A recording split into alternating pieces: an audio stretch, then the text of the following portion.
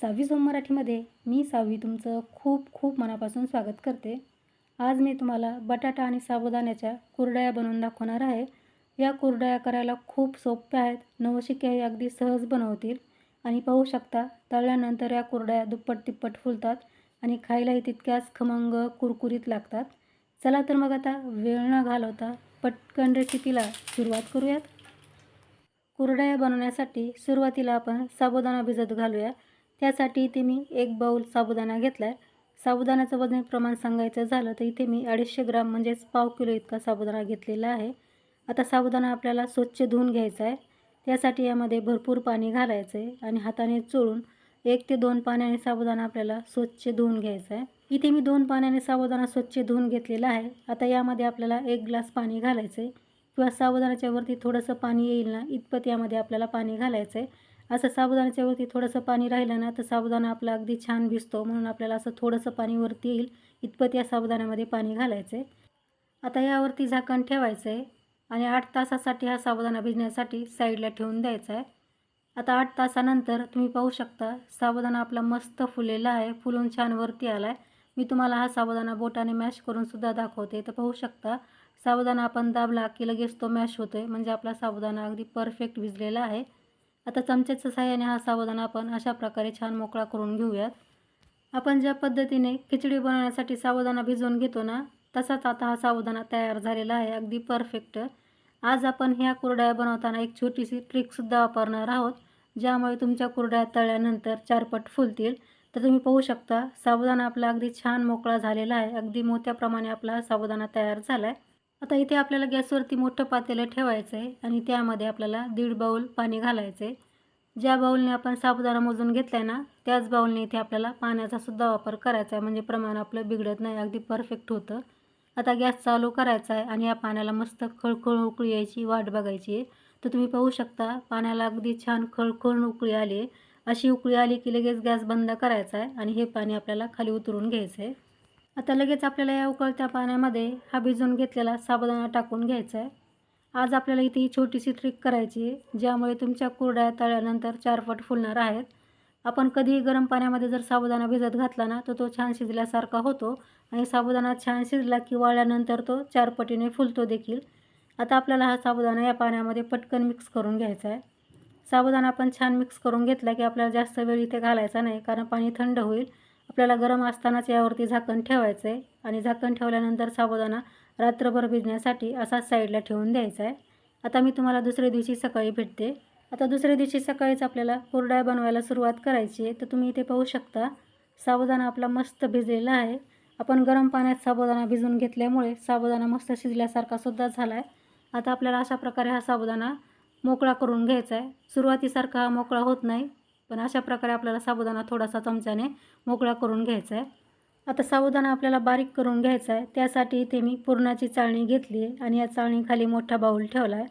आता आपल्याला साबुदाणा या चाळणीत टाकून अशा प्रकारे याला चमच्याने मॅश करायचं आहे, म्हणजे साबुदाणा बारीक होऊन बाऊलमध्ये पडेल. ही प्रोसेस करणं अगदी इझी जातं पहा, खूप जास्त वेळेला लागत नाही. अशा प्रकारे आपल्याला चमच्याने हा साबुदाणा दाबायचा आहे, म्हणजे तो पटकन बारीक होतो. आणि साबुदाणा आपण डबल भिजवून घेतल्यामुळे पहा पटकन बारीक होत आहे, तुम्ही पाहू शकता. अशाच प्रकारे आपल्याला हा संपूर्ण साबुदाणा या चाळणीतून बारीक करून घ्यायचा आहे.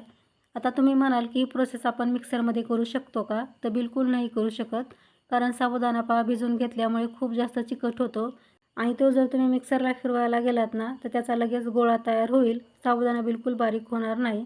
पण तुमच्याकडे जर पुरणयंत्र असेल ना तर तुम्ही पुरणयंत्रातून हा साबुदाणा दळून घेऊ शकता. आता अशाच प्रकारे मी संपूर्ण साबुदाणा बारीक करून घेते आणि मगच तुम्हाला भेटते. इथे तुम्ही पाहू शकता संपूर्ण साबुदाणा मी छान बारीक करून घेतला. इथे मस्त पांढरा शुभ्र आपला साबुदाण्याचा चिक तयार झाला आहे. आता हा चिक आपण थोड्या वेळ असाच साईडला ठेवून देऊयात. आता इथे मी 1 किलो बटाटे उकडून त्याची साल देखील काढून घेतली आहे. हे बटाटे मी 2-3 पाण्याने स्वच्छ धुवून घेतले. धुतल्यानंतर बटाटे कुकरला लावून मीडियम गॅसवरती कुकरच्या 4 ते 5 शिट्ट्या काढून घेतल्या. कुकरची पूर्ण वाफ जाऊ दिल्यानंतर झाकण उघडलं आणि मग याची साल काढून घेतली आहे. बटाट्याची साल थोडीशी आपल्याला गरम असतानाच काढून घ्यायची आहे, म्हणजे ती पटकन सोलल्या जाते. आता हे बटाटे आपल्याला बारीक करून घ्यायचे आहेत. आता ज्या चाळणीतून आपण साबुदाणा बारीक करून घेतला आहे ना त्याच चाळणीतून आपल्याला हे बटाटेसुद्धा अशा प्रकारे बारीक करून घ्यायचे आहेत. तर बटाटा मी अख्खा धरून अशा प्रकारे त्याला बारीक करून घेते. पण तुम्हाला जर माझ्याप्रमाणे असा हाताने बटाटा बारीक करता येत नसेल ना, तर तुम्ही सरळ हे बटाटे बारीक चिरून घ्या आणि मग त्या फोडी एखाद्या वाटीच्या किंवा ग्लासच्या साहाय्याने अशा मॅश करून घ्या, म्हणजे बारीक बटाटा खाली बाउलमध्ये पडेल. तर मैत्रिणींनो, इथपर्यंत तुम्ही रेसिपी पाहताय, तर मी असं गृहीत धरते की रेसिपी तुम्हाला आवडते. रेसिपी तुम्हाला थोडी जरी आवडत असेल ना, तर रेसिपीला लाईक शेअर करा आणि ही रेसिपी तुम्ही कुठल्या गावातून किंवा कुठल्या शहरातून पाहताय हे सुद्धा मला कमेंट्समध्ये सांगा, म्हणजे मला कळेल की माझी रेसिपी कुठपर्यंत पोहोचली आहे. आता अशाच प्रकारे मी राहिलेले सर्व बटाटे बारीक करून घेते आणि मगच तुम्हाला भेटते. इथे तुम्ही पाहू शकता संपूर्ण बटाटे मी छान बारीक करून घेतलेत आणि बारीक केलेल्या साबुदाण्यामध्येच हा बटाट्याचा लगदा मी ठेवलेला आहे. आता यामध्ये आपल्याला चवीसाठी मीठ घालायचे आहे. इथे मी 1 चमचा मीठ घालते. कुठल्याही वाळवणीच्या पदार्थामध्ये मीठ थोडंसं कमीच घालायचं, नाहीतर वाळल्यानंतर पदार्थ खारट होण्याची शक्यता असते म्हणून. आता आपल्याला याला छान अशा प्रकारे एकजीव करून घ्यायचे, म्हणजेच मिक्स करायचे. तुम्ही याला जितकं चांगलं मिक्स कराल ना, तितकी चांगली तुमची कुरडई बनेल. तुम्हाला जर कुरडईमध्ये जिरे घालायचे असतील ना, तर तुम्ही इथे जिऱ्याची पावडरसुद्धा घालू शकता. जिऱ्याची पावडर घालताना फक्त जिऱ्याची पावडर तुम्हाला चाळून घ्यायची आहे, म्हणजे ती कुरडई बनवताना साच्यामध्ये अडकत नाही. तर इथे तुम्ही पाहू शकता संपूर्ण मिश्रण आपलं छान एकजीव झालेलं आहे. अगदी परफेक्ट आपलं इथे कुरडयाचं मिश्रण तयार झालं आहे. आता आपण हात स्वच्छ करून लगेच कुरडया बनवायला सुरुवात करूयात. आता इथे मी सोऱ्या घेतला आहे आणि याला मीडियम साईजची जी सेवची प्लेट असते ना, ती सुद्धा लावून घेतलेली आहे. आता यामध्ये आपण अशा प्रकारे हे मिश्रण भरून घेऊयात. हे मिश्रण भरत असताना आपल्याला या छान प्रेस करून घ्यायचं आहे, म्हणजे यामध्ये हवा राहत नाही. आपण जर यामध्ये हवा ठेवली ना, तर कुरडई पाडताना मध्ये तुटू शकते. त्यासाठी चमच्याने याला व्यवस्थित असं प्रेस करून घ्या आणि मगच सोऱ्या बंद करून याची कुरडई पाडायला सुरुवात करा.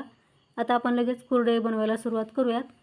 तर इथे मी त्यासाठी अगोदरच पॉलिथिन शीट अंथरून घेतली होती. या पॉलिथिन शीटला तेल तूप काही लावायची गरज नाही, कारण वाळल्यानंतर या कुरडया आपोआप सेपरेट होतात. तर तुम्ही पाहू शकता खूपच सुंदर इथे आपली कुरडई तयार झालेली आहे आणि या कुरडया पाडताना मला अजिबातसुद्धा जड जात नाही. इझिली आपली कुरडई तयार होत आहे, पाहू शकता.